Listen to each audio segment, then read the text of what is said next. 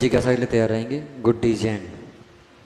पूज्य श्री के चरणों में कोटिशन नमन। पूज्य श्री, मेरा एक प्रश्न है।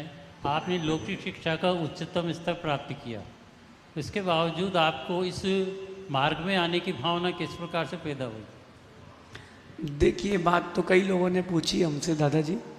ऐसा है कि वैराग्य के लिए कोई वक्त नहीं होता, कोई स्थिति नहीं होती। मेरा तो ये सोचना है कि हमारे पास तो बिंदु बराबर भी ज्ञान नहीं है, जबकि भगवान ऋषभ देव अपनी गृहस्थ अवस्था में सिंधु के ज्ञान के यानी 72 कलाओं के ज्ञाता थे। तो जब वो छोड़ सकते तो हम जैसा तुच्छ आदमी भी छोड़ सकता है, इसमें क्या है। और रही बात लौकिक शिक्षा की, तो लौकिक शिक्षा का मोक्ष मार्ग से सच में कोई प्रयोजन नहीं। हमें लगता है कि मोक्ष मार्ग में शिक्षा का बस वो जो अनुभव या आपने एडिकेट सीख लिए वो काम आता है, डिग्री कोई काम नहीं आती। जब MBA किया था हमने, लास्ट सेमेस्टर बचा था और अच्छे बड़े कॉलेज से ऑफर आया था, लेकिन मैंने सोच लिया था कि अब नहीं पढ़ूंगा क्योंकि वैराग हो चुका था।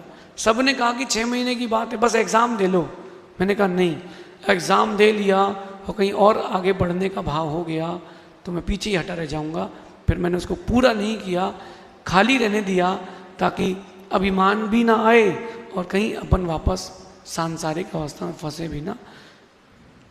हमने बहुत अध्ययन भी किया, पैसा भी कमाया, दुनिया भी देखी, लेकिन सबका सार एक ही निकला, कर लो कुछ भी हो जाओगे जीरो, और अगर वीतरागता के चरणों में आ गए हो जाओगे हीरो। ऐसा समझ। अगली जिज्ञासा के लिए तैयार रहेंगे राजकुमार जैन। नमस्ते महाराज जी, नमस्ते महाराज जी, नमस्ते महाराज जी। मेरा प्रश्न ये है कि 84 लाख योनियों में पंच स्थावर त्रस जीव और पंचेंद्रियों की संख्या कितनी होती है? जी कि 84 लाख जीव जो योनियां हैं, इसमें कोई ऐसा स्पेसिफिकेशन नहीं आया कि इन जीवों की कितनी संख्या है। हाँ, गुणस्थान अपेक्षा संख्या आई है, त्रस आदि की अपेक्षा संख्या नहीं आई, स्थावर अपेक्षा से भी कोई संख्या नहीं आई, क्योंकि जीवों की संख्या अनंतानंत है। जीवों की संख्या संख्यात असंख्यात या अनंत नहीं है, अनंतानंत है। अब अनंतानंत को काउंट नहीं कर सकते आप अपनी उंगली से, लौकिक गणित से कर सकते हैं।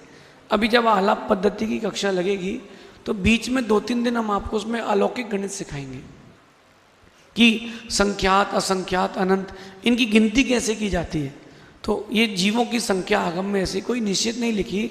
ये आप समझ लीजिए कि त्रस भी अनंतानंत है और स्थावर भी, ऐसा समझ लीजिए।